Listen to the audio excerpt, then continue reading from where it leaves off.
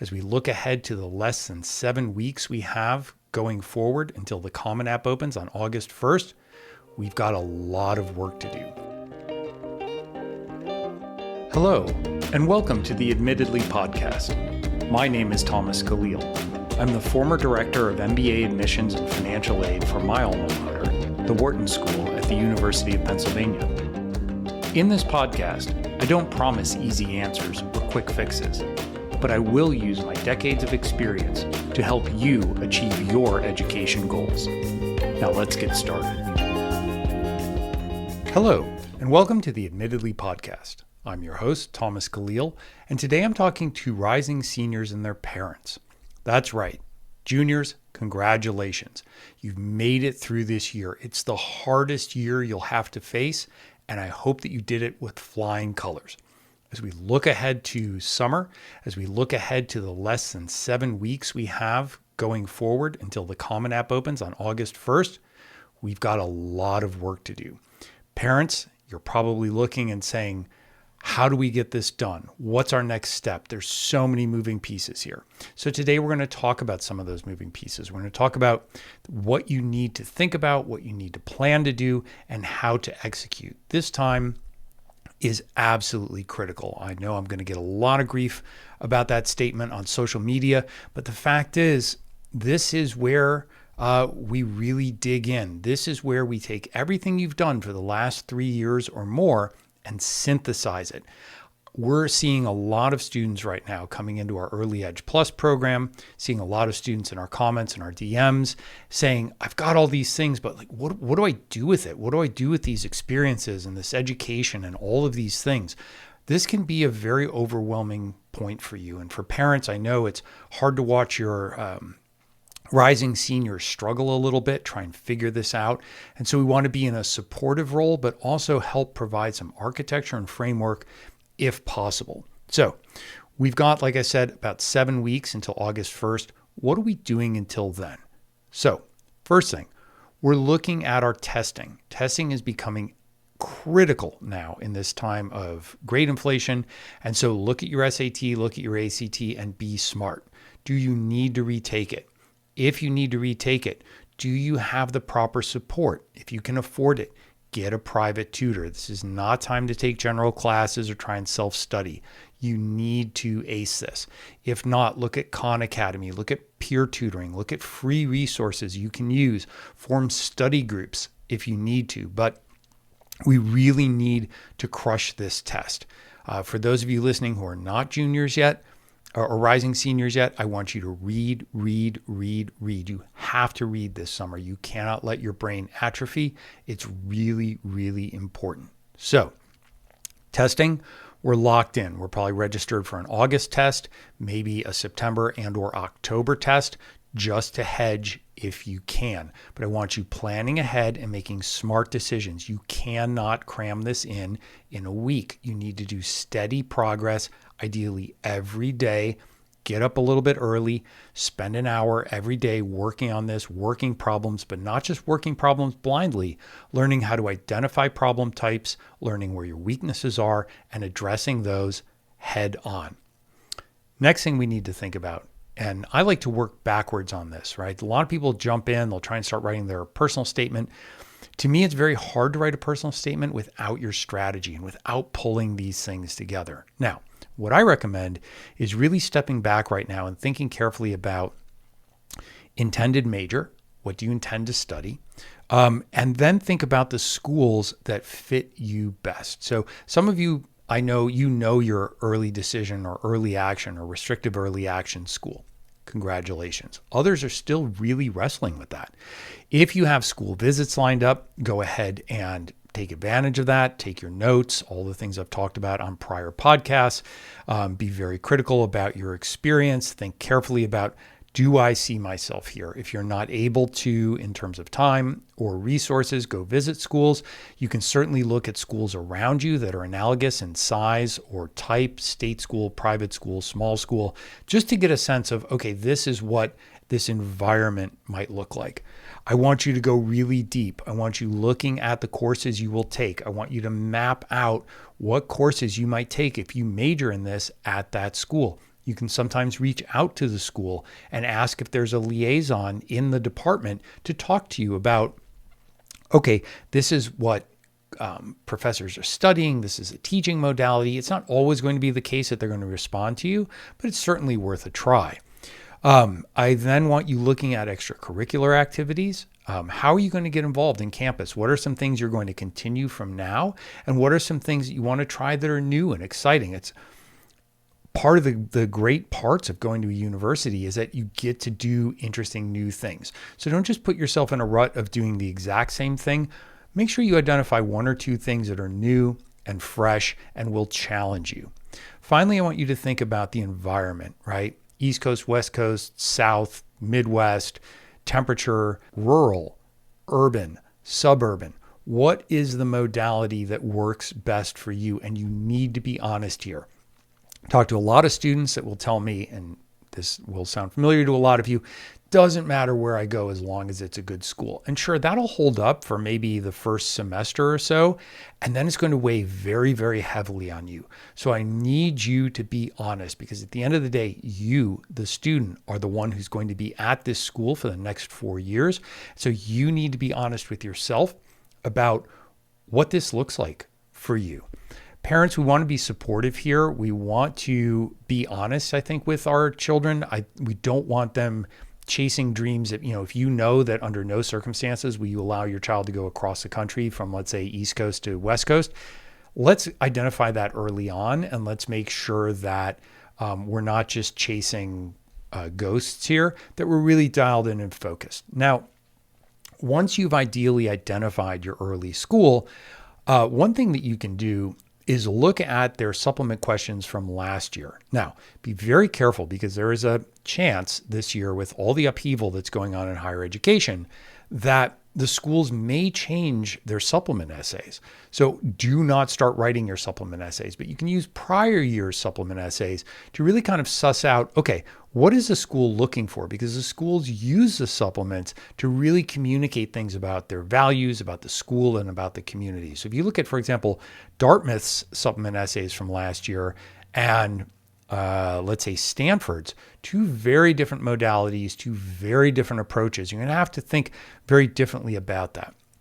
And then what we're doing is we're saying, okay, I need a strategy. And this is really where, for those of you who have kind of put this off, I usually do a lot of work this time of year, working with students, helping them take all this raw material and refine it and shape it into a strategy. Because if you are just viewing the application as your chance to just cram as much information as possible in, you're missing the boat. Now, we're going to talk about essays later. This is not a podcast about essays. We're going to go into depth about this going forward. But what this is really being thoughtful and strategic. I had a call with one of our Early Edge Plus families the other day, and this student was just exceptional. They had executed at a level that I don't usually see. They had so many things. And the intake form was exhausting to read, to be honest with you, because it was just accomplishment after accomplishment after accomplishment. And the conversation that we had was really, listen, congratulations. You cannot put all of this into your application. So you need to be really thoughtful. And we need to curate the things that you've done so that we have a really, really interesting thesis and story for the school. Because the minute you start popping in all these other different things, you're going to lose the plot, and the admissions officer is going to just not get a sense of you. Now, they know that you're about more than just what you write in your application. So don't view this as a constraint. View it as an exercise for you to really kind of focus in. Right. And this is a lot of the work that I'm doing right now, is getting students to answer those questions. What matters to you? Why does it matter to you? How do you hope to pursue this? Not what do you want to be for the rest of your life, but how do you plan to learn more about this at university? And yes, you like to play the drums. That's awesome. You should absolutely have that somewhere, maybe even in a supplement essay. But at the end of the day, if you start talking about all the things that are on your mind, because you are bright, you're driven, you're curious students, you will get too diffuse and nobody will be able to really ascertain who you are and how you add value to the class. And in these admissions processes that are so incredibly selective, that is enough for sure to knock you out of the running. Now, absolutely 100%, it's fine to say, I have an interest in this and an interest in this, and I'm not really sure how I'm going to combine that, and I'm looking to university to help me figure that out. Absolutely fine. But what we don't want is just wandering, right? Wandering the wilderness, hoping that the admissions officer will connect the dots as they're reading our application. We have to connect the dots for them. So what we do as we figure out what's going in the supplement, what's going in the Common App personal statement, right? We need that clarity of thought. And I've spoken with several of our Early Edge Plus students in the past few weeks, and they're like, I'm trying to write my Common App statement and I'm lost. I'm like, okay, fine. Well, tell me, where are you trying to go? And 100% of the time at this point, it's that they don't have a strategy. They don't have a North Star that they're navigating towards. And so they're just zigzagging all over the place, trying to throw as much as they can into this essay. So as we are going ahead, right, what are we doing? Obviously, we are executing on our summer plans. Rising seniors, this is not the summer to just focus on test prep and applications. That you can't do that if you're applying to highly selective schools. You really need to be doing, this is your final summer. You need to be doing something engaging and meaningful. If something fell through on you, absolutely understand that. That's happened to a lot of students these days. You can disclose that, talk about that in the additional information essay or in your personal statement maybe, but do something. Go and get a job, volunteer, whatever it is. We want forward motion. We want intellectual curiosity. And by the way, remember that in the activities list, they ask you hours per week and weeks per year. So if you're volunteering 5-10 hours a week and that's it, look, great for giving back, but that is not going to move the needle when it comes to highly competitive schools. So you need to dig in. If you have a family circumstance where you have to take care of family commitments, if you are in a situation where you need to work to help support the family, absolutely understand that. Absolutely respect that. Keep doing that. This is not an exercise in, you have to go volunteer. You have to go do these programs. Just make sure you're doing something, and then hold space for a few things. I want you to hold space to have fun. This is summer. I know in the comments on our socials at Admittedly Co. on Instagram and TikTok, I'm going to get the usual parade of people yelling about how kids should be kids. Look, I want you to have fun over the summer. I want you to go to the beach with your friends. I want you to hang out with your friends. I want you to spend time with your siblings, with your parents, doing the things that fill your cup that you enjoy. Do that. However, if you're targeting highly selective schools, you have to block off time and hold space to prepare for testing if you need to retake the test, to think carefully about your strategy and what you want to do, what you hope to accomplish through this experience. You need to hold space to write. Okay. You're not going to get it. You're not going to get your essays right the first time. This is an iterative process. When we work with students, we are constantly giving feedback and revisions and helping guide them and shape them. People get really freaked out about this. And Stephanie Pluta, who's our head of essays and writing at Admittedly, and I had a long talk yesterday, and we really talked about the value of free writing, just getting your ideas out, because as you write, as you get comfortable in that modality, your subconscious will start to generate better and better ideas. And then you're just going through and you're kind of picking those out and then refining further and picking out the good ideas there and refining further. Parents, I want to talk to you about a couple things about your rising seniors. Number one, understand that this is stressful, okay? Help them, but also give them the space that they need to process these emotions, the things that they're going through as they're writing. The other thing, and we talked about this on our Early Edge Plus office hours yesterday for parents, is when students are writing effective essays. These are deeply personal essays. Okay, you might not be disclosing, it doesn't have to be a trauma essay, it doesn't have to be something, incredibly profound, but it should be personal. And teenagers, as we know, they're growing, they have their own identities, they're stepping into their independence. So if your child is reluctant to share their essays with you, I strongly urge you to respect that. I'm a parent. I know all you want to do is jump in and be helpful and give your advice. You love them. You care for them. You want the best for them. But sometimes it's very helpful to let them find a third party that you trust who is expert in this. A teacher, an advisor, a counselor, somebody, like myself, whoever that is, and there's a wide range there, to give them that external perspective. Why? Because they can provide a dispassionate take on the writing, but also, teenagers will often feel much more comfortable opening up to somebody who is not a parent. I'm not saying anything revolutionary here. We all know this, but sometimes it's nice to have a friendly reminder. Make sure that everybody is calibrated on due dates, not yelling, "Are you going to get this done? Are you late?" But maybe sitting down and saying, "Hey, let's work on this timeline. Do you know when things are due so that we're not surprised? Do we know the steps that we have to take? How can I help you in this? Do you want my help? Do you not want my help?"